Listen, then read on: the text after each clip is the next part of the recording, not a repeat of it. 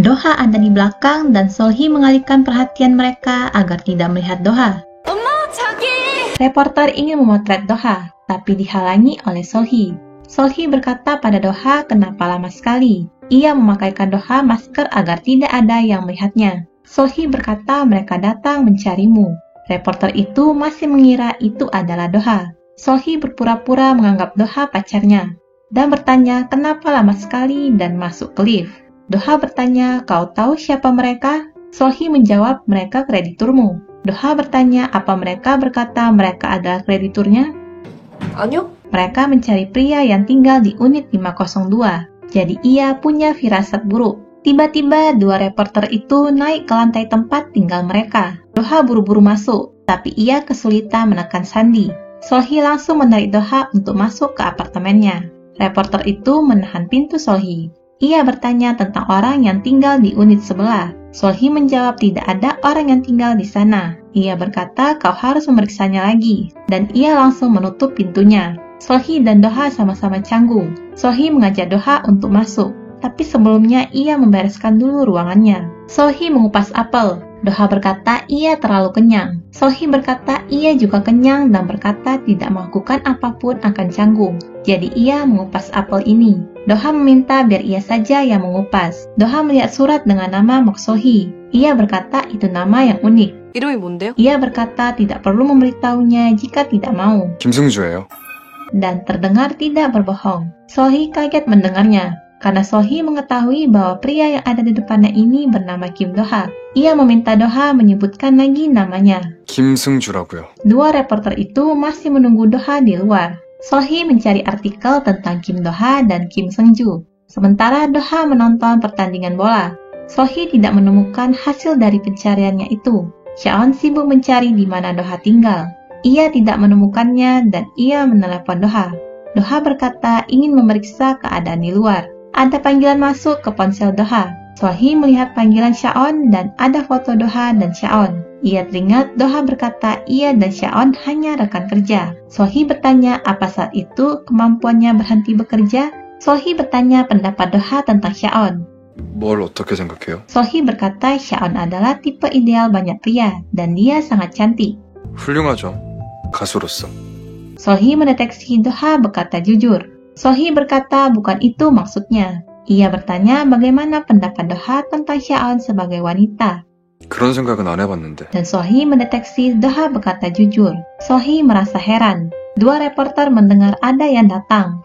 Mereka berdua bersiap-siap untuk memotret.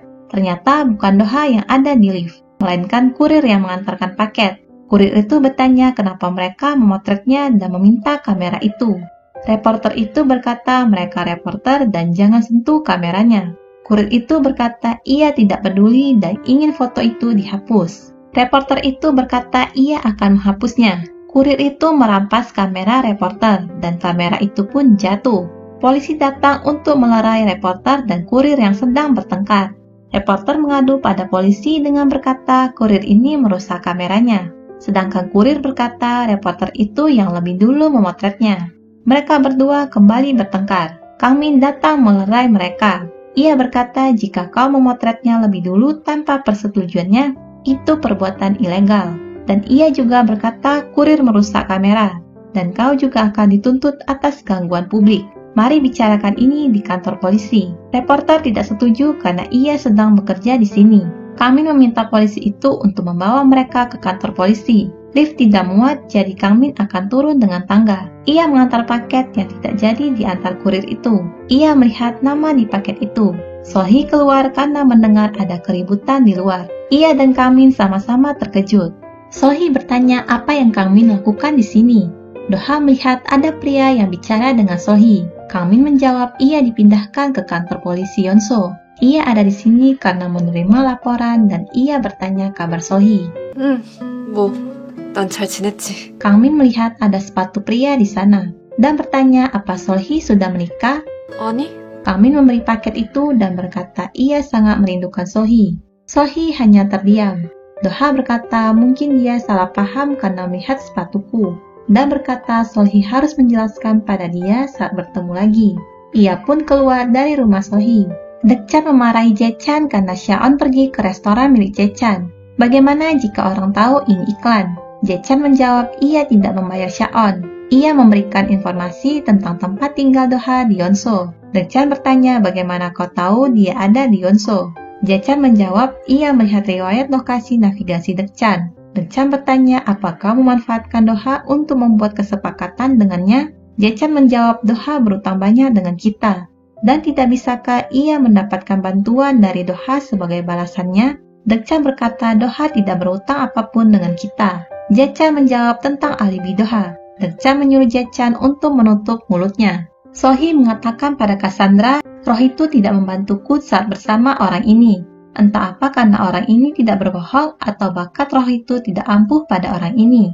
Ia tidak tahu yang mana, atau keduanya bisa salah. Ji-hoon berkata mungkinkah roh itu tidak memakai bakat hanya pada orang itu, dan bertanya apa orang itu seorang pria. Sohee menjawab ya dia seorang pria. Ji-hoon berkata roh itu mengirimmu sinyal untuk memberitahumu bahwa dia belahan jiwamu. Do-ha menunjukkan lagu yang baru ia buat pada Dekchan. Dekchan memikirkan konsep untuk album Shaon berikutnya. Do-ha berkata ada banyak penulis lagu yang bisa menulis lagu bagus untuk Shaon. Shaon mengandalkan ia dalam musik. Jadi ia tidak bisa terus pura-pura bodoh tidak tahu perasaan Shaon padanya.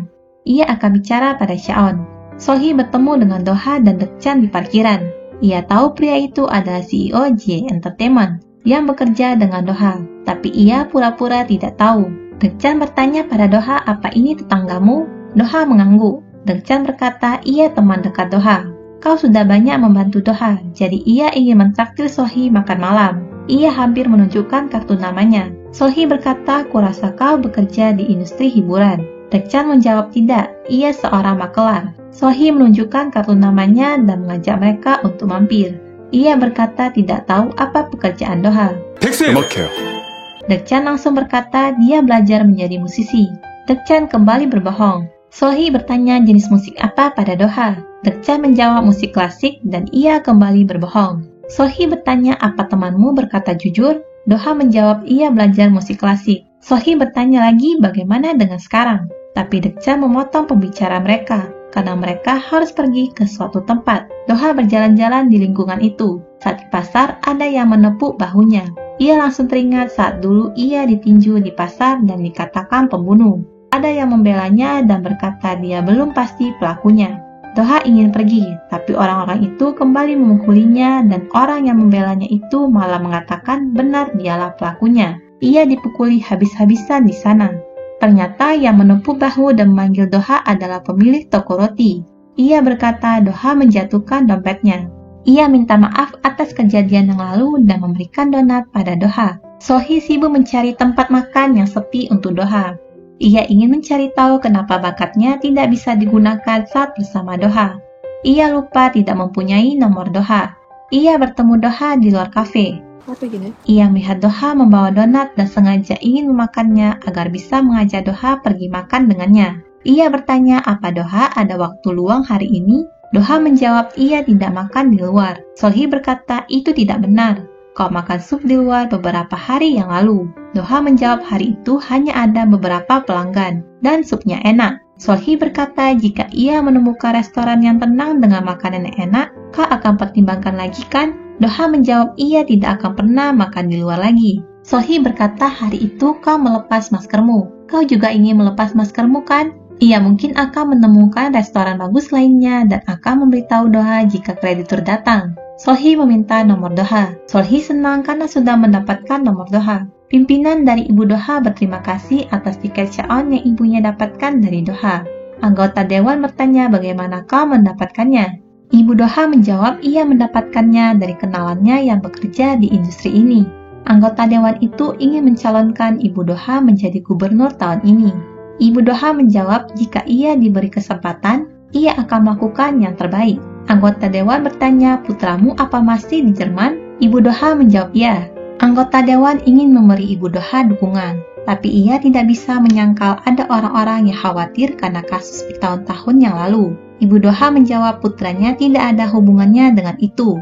Anggota dewan berkata jika jasadnya ditemukan, itu tidak akan tetap menjadi kasus beku. Ibu Doha menjawab jasad itu tidak akan pernah ditemukan, pasti dimakan oleh ikan di laut. Kang Min datang ke kafe Sohee. Ia minta maaf pada Sohee. Sohee bertanya, kenapa kau minta maaf? Apa karena kau berubah pikiran sebulan setelah melamarku? Apa karena pindah begitu putus denganku? Apa kau begitu membenciku? Kau mengganti nomor ponselmu dan bahkan pindah. Kang Min menjawab, ia tidak pernah membenci Sohee. Sohee berkata, kau tidak pernah sekalipun meneleponku selama 3 tahun. Lalu kita kebetulan bertemu. Kau berkata merindukanku dan sekarang kau minta maaf. Kang Min menjawab, itu bukan kebetulan. Ia bertanya dan mendengar Sohee tinggal di Yeonso. Jadi ia datang ke sini berharap bertemu dengan Sohee. Sohee bertanya, kenapa kau tidak langsung menghubungiku? Kang Min menjawab, maukah kau bertemu denganku? Ia pikir mungkin Sohee sedang berpacaran dengan orang lain. Sohee berkata ia sudah mempunyai pacar. Doha tiba di kafe Sohee. Ia bertanya apa yang sedang terjadi. Kang Min bertanya, apa dia pacarmu? Doha ingin menjelaskan, tapi Sohee menjawab, ya, dia pacarku. Doha melihat mata Sohee yang sepertinya membutuhkan bantuannya. Ia pun berkata ia melihat Sohee dengan seorang pria, jadi ia khawatir. Ia memegang tangan Sohee. 미안합니다. Kang Min minta maaf karena sudah membuat khawatir. Sohee melepas tangan Doha, tapi Doha kembali memegang tangan Sohee. Ia berkata akan mengantar Sohee pulang untuk berjaga-jaga. Doha bertanya, apa mantan pacarmu terus menemuimu padahal kau sudah melarangnya? Sohee menjawab tidak, dia pria yang baik. Doha bertanya, lalu kenapa kau seperti itu padanya? Doha berkata untuk jangan menghindari dia dan berkata jujur saja. Ia memberikan kartu tarot yang ia temukan di lantai kafe pada Sohee. Dekchan memberitahu Shaon bahwa Doha tidak ingin bekerja dengan Shaon lagi. Ia hampir tidak bisa membujuk Doha. Shaon menjawab tidak mungkin. Ia bukan apa-apa tanpa Doha. Dan Doha juga membutuhkannya. Dekchan ingin mereka berdua terus bekerja sama, tapi Doha sudah memutuskan. Shaon teringat saat ia dulu. Ia dipuji memiliki suara yang bagus, tapi tidak dengan penampilannya. Ia tidak lolos untuk debut. Shaon berkata hanya Doha lah yang berkata ia bisa debut. Doha berkata kau juga satu-satunya yang bisa menyanyikan laguku dengan benar. Shaon berkata aku akan sukses agar bisa menyebut namamu saat menang penghargaan. Kau akan menjadi yang pertama. Ia berjanji pada Doha. Sohee terus-menerus melihat kartu tarot itu. Cassandra berkata itu roda keberuntungan. Kartu yang memprediksi perubahan mendadak yang bisa menjadi kesialan atau keberuntungan. Ji-hoon datang ke acara tanda tangan Shaon. Ia bertanya apa Shaon mengingatnya. Shaon menjawab sulit baginya mengingat semua penggemar. Ji-hoon bertanya apa terjadi sesuatu? Kau seperti habis menangis. Dan ia memberi semangat pada Shaon. Sohee dan Doha jadi makan bersama. Doha menikmati makanan di restoran itu.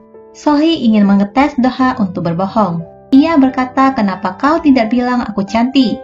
그 정도면 예쁘지 뭐. Sohee mengajak Doha untuk minum. Doha menjawab ia sudah berhenti minum.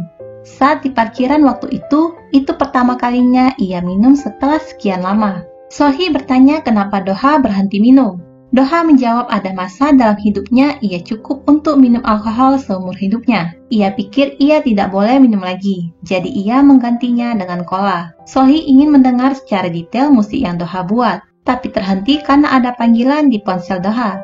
Shaon menelepon Doha. Doha ingin menutup panggilan Shaon.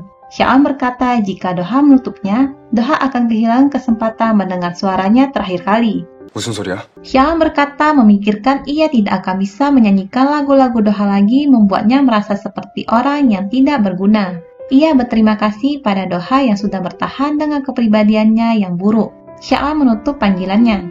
Doha kembali menelepon Shaon, tapi Shaon mematikan ponselnya. Ia bertanya lokasi Shaon pada Dekchan. Dekchan menjawab Shaon ada di Gangneung dan bertanya ada apa. Doha teringat masa-masa dulunya. Ia berkata pada Dekchan, Shaon ingin mati. Doha kesulitan bernapas. Sohee melihat Doha dan mengikutinya. Sohee menawarkan diri untuk mengemudi. Doha meminta Sohee untuk berjanji satu hal padanya. Kau akan merahasiakan ini. Doha berkata ia adalah penulis lagu Kim Doha. Dan ia sedang dalam perjalanan menemui Shaon. Seperti apapun penampilannya, tolong jangan memotret atau menyebarkan rumor. Sohee menjawab baiklah, jangan khawatir. Doha kembali teringat kejadian dulu saat di pantai dengan Om Ji. Ia melihat Shaon masuk ke pantai. Ia pun langsung menghentikan Shaon. Ia menggendong Shaon karena kaki Shaon terluka. Ia menyuruh Shaon masuk ke mobil. Doha menyuruh manajer Shaon untuk menjemputnya. Shaon terkejut ada wanita di depannya. 누구세요? Sohee menjawab ia tinggal di sebelah Doha. Doha menyuruh Shaon keluar dari mobil karena manajer Shaon sudah datang menjemput. 이 여자 누구야? Doha tidak menjawab. Shaon berkata kau seharusnya membiarkanku mati jika akan seperti ini. Ia sungguh ingin mati. Sohee mendengar Shaon berbohong. Shaon kembali bertanya siapa dia. 저기요, 나는 그냥... 내려! Manajer Shaon menjemputnya. Sohee bertanya pada Doha, apakah baik-baik saja? Doha minta maaf pada Sohee. Sohee menyuruh Doha untuk tidur saja. Sohee membuat agar Doha tidur dengan nyaman. Mereka tiba di rumah. Sohee membangunkan Doha, tapi Doha tidak terbangun. Ia memajukan sandaran kursi Doha agar Doha bangun dari tidurnya. Doha kembali teringat saat ia dituduh membunuh. Nama asli Doha adalah Kim Seung-ju. Ia berkata pada Sohee, ia tidak membunuhnya. Penasaran dengan cerita selanjutnya? Jangan lupa saksikan episode selanjutnya.